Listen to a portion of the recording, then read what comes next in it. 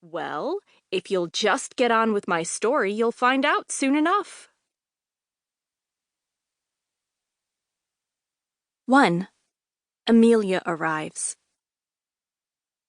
Amelia Mary Earhart zipped into the world on July 24, 1897. Her parents, Amy and Edwin Earhart, were delighted with their cheerful, fat little baby. They wrapped her up in blankets and nicknamed her Millie. A couple of years later, they gave her a sister, Muriel. No one ever called her Muriel, though. The youngest Earhart was soon much better known as Pidge. Millie's early years in Kansas and Iowa were happy ones. Her dad, Edwin, had a good job as a lawyer for the railways, though he dreamed of bigger things. In his spare time, he tried to come up with an invention that would make his family's fortune.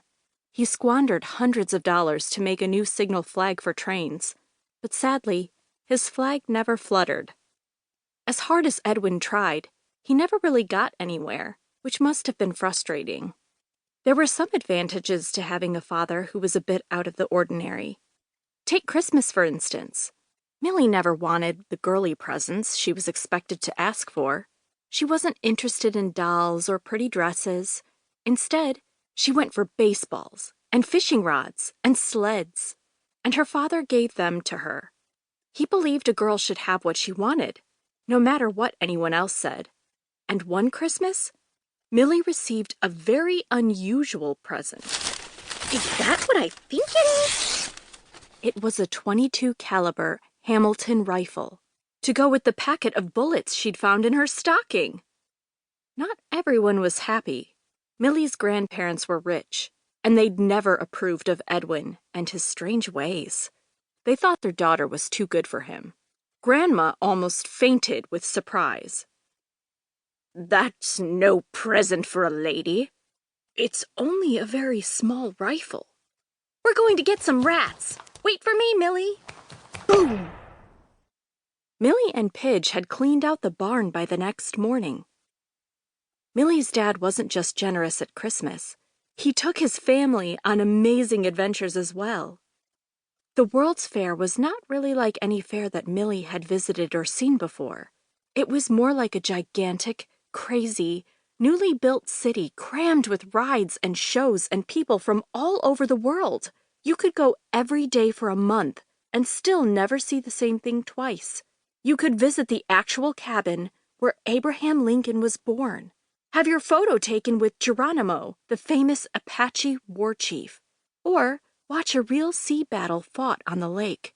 You could ride double-dipping log chutes, visit a fake cloud that was someone's idea of what heaven is actually like, and swoop about on the greatest Ferris wheel ever built.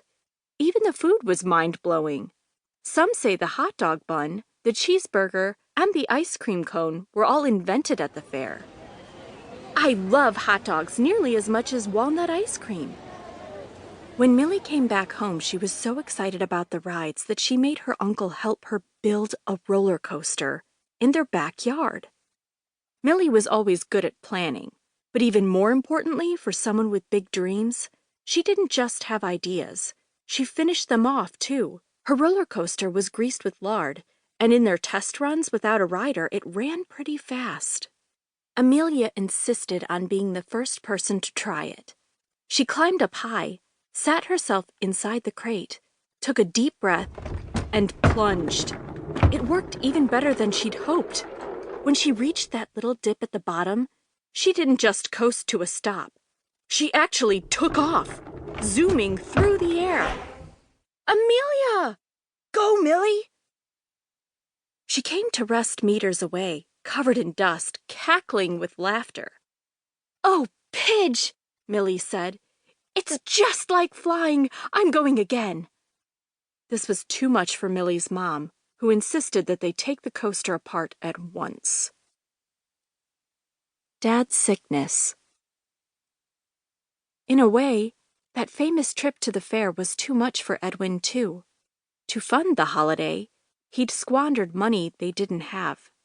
Just another bad decision in the series of bad decisions that he'd made and would keep on making.